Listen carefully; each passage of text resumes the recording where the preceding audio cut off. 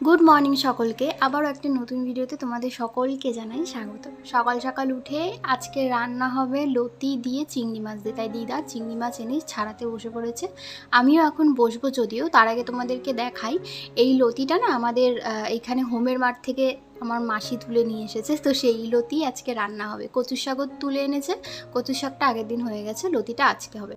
চিংড়ি মাছ ছুলতে বসেছিলাম, তখনই হঠাৎ দেখি যে টপা মামা আসলো মেন সুইচটা লাগানোর জন্য। আগের দিন তো কারেন্টের অফিস থেকে এসে মিটারটা লাগিয়ে দিয়ে গেছে, আগের দিন টপা মামার সময় হয়নি বলে আগের দিন লাগাতে পারেনি, তাই আজকে লাগালো মেন সুইচটা।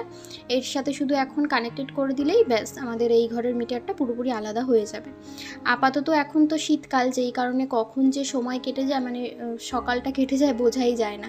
পুচু স্কুলে যাবে বলে প্রত্যেক দিন এসে একবার করে সকালবেলা দেখা করে যায় বুনুর সাথে। আর আজকে তো ওয়েদারটা খুবই সুন্দর ছিল, থেকে এত সুন্দর হাওয়া। আর আজকে অনেক কিছু মেনু হবে, সেই কারণে আজকে আমি ভেবেছি যে ক্যাপসিকাম আর টমেটো এনেছি, তো আজকে ক্যাপসিকাম আর টমেটোর চাটনিটা করব। আর ভেবেছিলাম তোমাদের সাথেও শেয়ার করব, তো সেই হিসাবেই বসেছিলাম। এখানে দুটো ক্যাপসিকাম নিয়েছি, আর এখন ছোট ছোট 4-5টা টমেটো নিয়েছি, যেটা অর্ধেক দিদা নিয়ে নিয়েছে লতিতে দেওয়ার জন্য, আবার নিয়ে আসলো আমার জন্য। আমি তারপরে বসেছি কাটতে।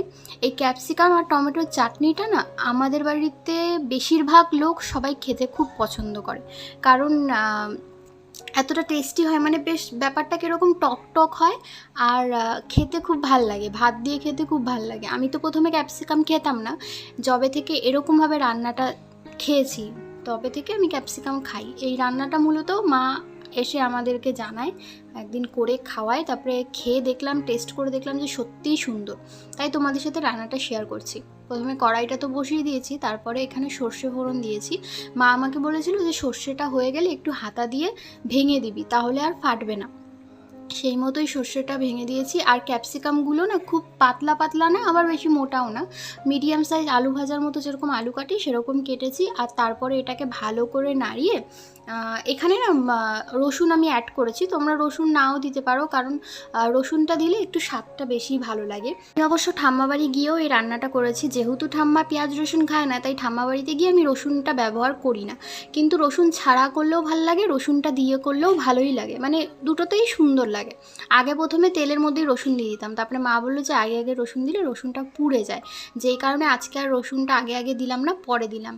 তার মধ্যে তোমাদের সাথে শেয়ার করি, 2 রকমের লতি রান্না করেছে দিদা, একটা টমেটো দিয়ে আর একটা চিংড়ি মাছ দিয়ে। কী কারণে করেছে আমি জানি না, পরে হয়তো জিজ্ঞাসা করেছিলাম, তখন বললো যে একটার মধ্যে সেদ্ধ করা আর একটা সেদ্ধ ছাড়া। আর এইখানে কালকের আলু সেদ্ধ আছে, ভাত আছে, আজকে না ভাতটা করিনি। আর এই ভাতটা না করাই যত সব ঝামেলা,